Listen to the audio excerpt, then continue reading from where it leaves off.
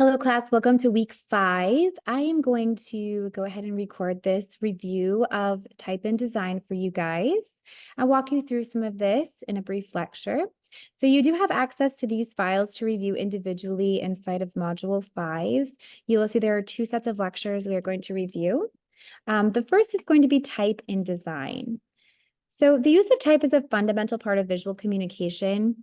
Understanding type is essential to using it well in your designs. And this is really very true no matter what area of design you end up working within. There are a few basics to go over about type as we look to use it in our designs. A much more comprehensive study of type can be found in the typography class here at Bethel. So if you choose to further your education in the design field, you will truly enjoy a typography class here at Bethel University. So you can see there's a great example of how this breaks down for type. You have your type size. So this is measured in points, which you guys have probably experienced a bit of if you have already been utilizing Illustrator prior to the class. I know some of you were brand new. Then there is X height, which is different for different typefaces. And there's also strokes. You can see the difference here in stroke. Some typefaces have variations and some do not. As far as typefaces, text weight can be used small for body copy or large for display headlines. Different typefaces are better for small purposes and some are better for large type only. So text weight typically ranges from that 9 to 12 point type. It's easy to read small. You get below 9 and it gets very, very small, especially as you are trying to, say, design menus or brochures or pamphlets. Very difficult to read any type of text under that 9 point. So that's generally the rule. As far as display weight goes, this is related to 13 point type or larger. It's not easy to read small. So as it starts to shrink down, it gets very difficult to read just because of the type of display weight you have. All right. Then you have typeface categories. These are important to understand. So serif. This is a classic letter shape with small, thin horizontal wings on the bottom of some letters and complete sets of capital and lowercase letters. So some typefaces do not have complete sets. So it's important that as you choose typeface categories, you pay attention to these options that are there and present for you to utilize in your designs. A sans serif is a classic letter shape without wings and complete sets of capital and lowercase letters as well. Then you have non-classical and unusual letter shapes or type, or a typeface with only a set of capital letters. So this is what I was just discussing above. So you do have to pay attention to this. Generally, these are fine for primary font choices, typeface choices, depending if you wanted this to be a headline or the title. And oftentimes then you need to choose a secondary font that's going to live in the sans serif or serif family to complement that. There are numerous font families, which I just mentioned actually above. So you can see that within the typeface, you have font family examples here. So within Avenir, you have numerous options. You can use from Avenir Light to Avenir Heavy Oblique. So this typeface font family really gives you a lot of variation that you can utilize on brochures, flyers, booklets. It's a great font family choice. You will see that there are light and regular used for body copy and display. Italic and oblique, which is used for body copy and display as well.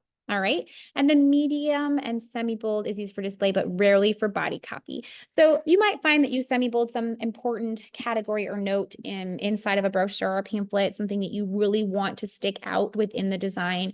But in general, the medium and semi-bold are used mostly for display. We get into bold and black. So these are specifically used for display. There's a condensed and then there's an extended. And these again, these are going to be your headlines typically, sometimes your tagline. So you might have your logo and then a specific tagline that you're putting. You could potentially use bold with that, but that might still fall into more of that semi-bold family also. So this just gives you a really great overview of different typeface categories, font families. So please be sure to reference this. I'm now also going to share with you all the other lecture segment here. And again, this is found inside of your module for week 5. This is type and design. And I'll show you again where you can find this to review here. Now we're going to talk about, get this open, positive and negative space. All right. So this is a really important concept as you guys continue through and learn design. You need to understand how to effectively use positive and negative space. So when you look at any design piece, you're going to see that the overall balance, so the elements on the page, right, are an essential part of the design. This balance comes from the overall placement of the elements on the page, and this placement will automatically create positive and negative space. You can see really great work here, visually appealing. The aesthetic is great, but it's definitely using the positive and negative space to its maximum benefit. And you can see the variations even in the font families that are utilized as well. So let's talk positive and negative space, okay? So what is positive and negative space? What's the definition of this? Simply put, the positive space are the actual elements on the page. So in this example of this delicious looking donut, the positive space is going to be the donut itself, right? The negative space is the white space, this empty section of the page. So you can then review here, what is our positive space? What is our negative space, right? Positive and negative space. So positive, the focus in a design piece that is the direct subject. It tends to be more active, dynamic, and motivating. In this example, the trees and landscape are the positive space. So this is the positive space. This is where our eye is drawn. This is what we want our viewer to see. The negative space here is the background of the areas around the subject of the design. Okay, so it is more passive, but very important in the overall design. In the same example, the snow and sky are the negative space. Positive and negative space. So crowded design. So overcrowded designs create confusion. By filling in all the space on the page, we take away the overall readability on the page, right? So these types of advertisement designs are still actually really prevalent in the design space. We are seeing that they're becoming less and less, but they're still super prevalent. They're very crowded. And it's hard to find cohesiveness in all of this going on. There's a lot of text and imagery and styles and I shouldn't say a lot of imagery, but you have an image here, you have a logo here, you have a website and a phone number and all these calls to actions, these CTAs that are just too overwhelming for you to really actually take heed to what this is trying to promote to you. So crowded design is not the answer, okay?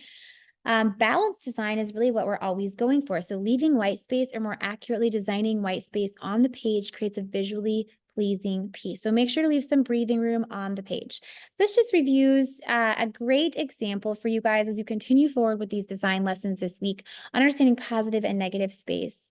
This article, this lecture article is available to you again in Module 5. You can access here to review and or compare your current works. If you have any questions, please feel free to reach out to me.